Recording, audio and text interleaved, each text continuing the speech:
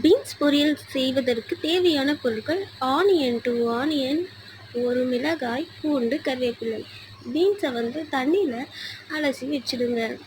ஒரு வானொலி எடுத்துட்டு வானொலி காஞ்ச உடனே ஆயில் சேர்த்துடுங்க.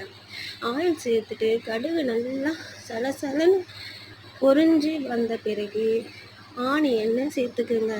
சேர்த்துட்டு நல்லா மிக்ஸ் பண்ணிக்கோங்க.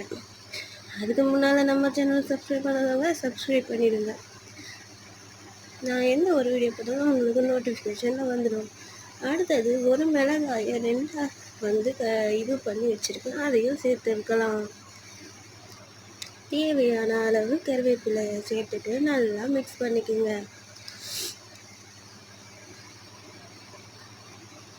4 பல் பூண்டு சேர்த்துட்டு அதையும் நல்லா மிக்ஸ் பண்ணிவிட்டு கிளறி விடுங்க. தேவையான அளவு பெருங்காயம் போட்டுவிடுங்க. உங்களுக்கு பெருங்காயம் வேணுன்றவங்க அதை ஸ்கிப் பண்ணிவிடுங்க.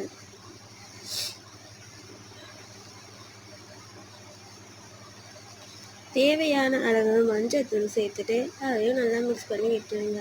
பீன்ஸை இந்த மாதிரி தண்ணியில் நான் போட்டு வச்சுருக்கேன். நல்லா தண்ணியை எடுத்துட்டு நம்ம ஆட் பண்ணியிருக்கலாம். தண்ணி ஒரு சொட்டு கூட இல்லாமல் நம்ம ஆட் பண்ணிக்கலாம். நல்லா மிக்ஸ் பண்ணிக்கோங்க.